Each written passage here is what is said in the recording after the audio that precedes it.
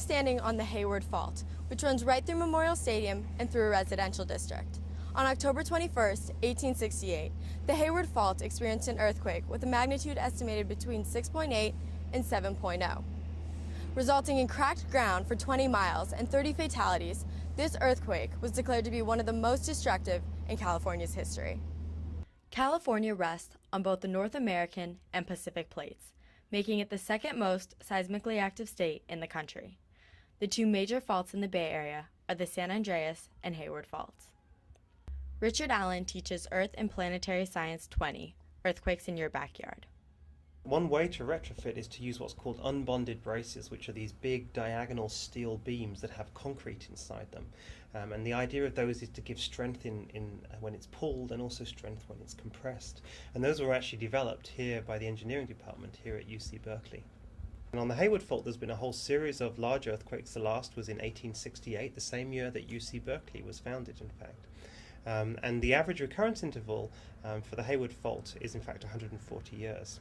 The 140th anniversary is in fact next year. So it's not that we expect there to be an earthquake next year because it's 140 years, that's an average recurrence interval. But the point is that we do expect there to be a major event on the Hayward Fault in the near future.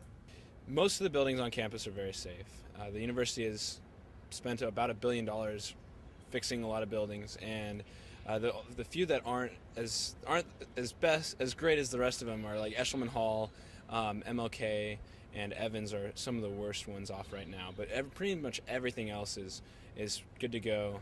Has been either retrofitted or replaced. Like the new Stanley Hall is a replacement building for the old Stanley Hall that was torn down because it was just not seismically safe. A lot of other buildings on campus have been renovated and retrofitted, like Worcester Hall.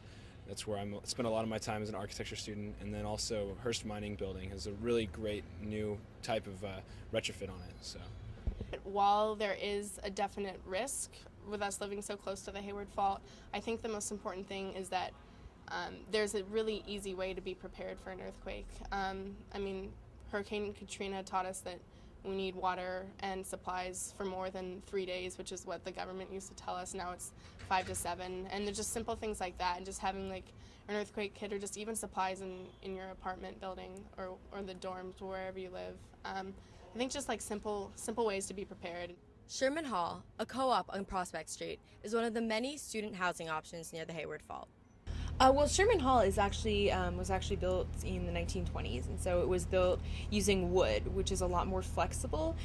So during an earthquake, our building isn't going to just collapse straight down. It's going to go back and forth a little first, which actually means that, some people think we might survive, but I think that our building's pretty old and not really earthquake-proof.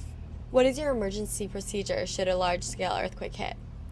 We're supposed to wait for the tremors to stop while hiding under our desks, like good little secure co-oppers, and then actually meet in the parking lot where the Hayward Fault is, which is because that's just the closest open body where there's no buildings nearby. In 1998, UC Berkeley adopted the Model Disaster Resistant University program, which is one of the top seismic safety projects of the 20th century. The SAFER program, which was the Seismic Action Plan for Facilities Enhancement and Renewal, was a systematic approach at going through all campus buildings, assessing them, and providing a systematic stream of seismic retrofitting.